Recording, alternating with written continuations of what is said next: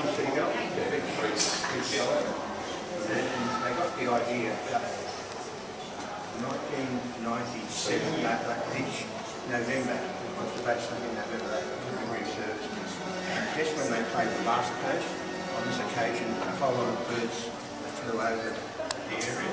And then someone got the idea, why don't we sort of make a dome and have one seagull for each side, and that's what they did. They got the woman here looking at it. But I agree with this gentleman here, this is one of the most imposing memorials. How they did, there's a British provided 38 transport ships, and there were 4 warships. The HMS Sydney, now that's the Sydney from World War I, and that's a different warship entirely from World War II. The Melbourne, the Ibuki, which is Japanese, and the Minotaur, which was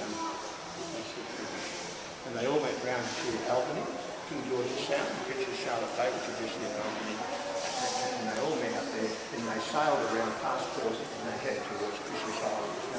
Christmas Island, but anyway, as they sort of got close to Cobus Island, which is what this painting is about, this is the emblem on this particular day, which was early November 1914. This ship, which is a German ship, came down, moored itself just off Cobus Island, and put 49 Marines on the shore with the idea of destroying the radio mast there and cutting the communication cables. The Germans on the ship didn't know anything about the fact that there were 4 warships just across the horizon, and the HMS Sydney, which is there, was given the task to come and do battle with the Emden.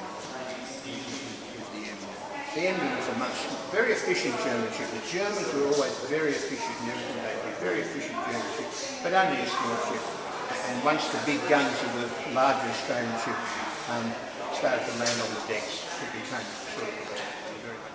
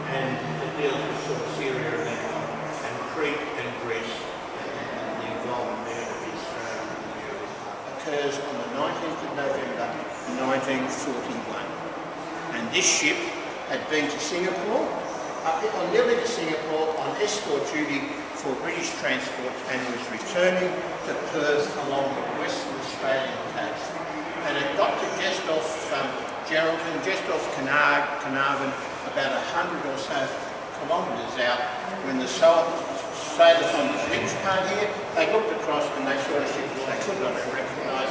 They asked that ship to identify itself, and it was unable to because it was not part of the Allied sort of system.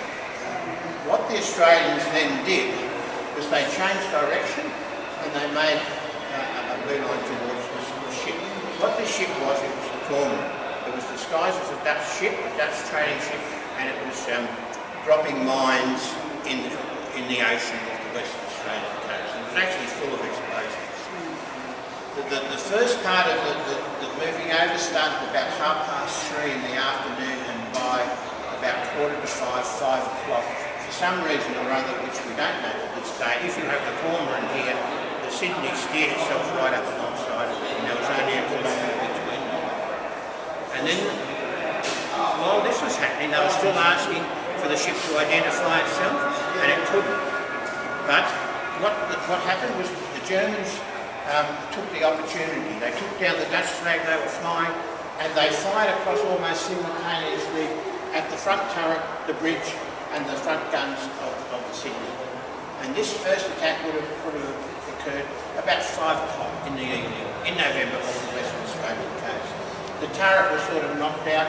Anyone that was on the bridge would have died almost immediately.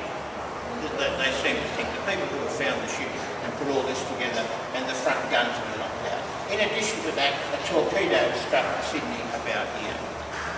So in a very, very short time, this ship was basically out of action.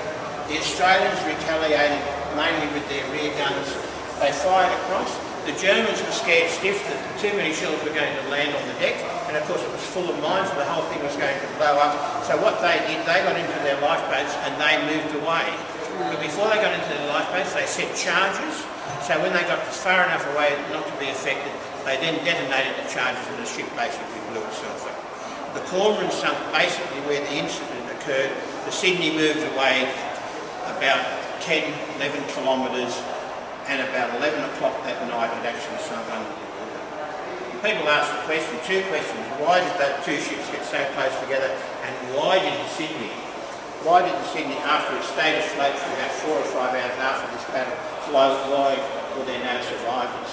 And probably there's a couple of reasons for that very quickly, that once this part was badly damaged, the underneath part would have filled up with smoke, and the smoke would have been able to go right in underneath the ship and more or less take care of the lives of any Australians that were left down there. The other thing which would have happened would have been this, that the Cormorant was a transport ship, but it was a large ship, but it was quite a modern ship, but it was very, very well armed. It just wasn't any old ship. They had a few guns onto the deck. They put a row of machine guns down both sides, and they had anti-tank sort of weapons that would penetrate steel. And these were quite small weapons, but they could fire across the Australian ship. There's evidence. When they found the wreck, they found all this evidence, and then of course it had the large artillery guns, like you have here. And it was a very, very well armed ship, and that was probably the reason why it was able to deal with the Sydney once it got very close. If the Sydney, of course, had stayed away, say 10 to 12 kilometres away, 5 shells across the horizon, it would have been a different sort of battle. The search didn't start for the Sydney for a while. People, the Navy, the government expected it to arrive in Perth, but after two or three days went by and it still hadn't turned up, and they started to wonder why, and they started to have a search for it. They found this life raft. That was about the only thing they found. They investigated what it was, and it actually came from the Sydney. And these marks here were made from shrapnel from German shells, and also from some of the metal that was actually on the Sydney. That's Theodore Detmers. Theodore Detmers was the captain of the German ship, and he became a prisoner, and that was the life jacket he wore in his lifetime. Any questions about the Sydney?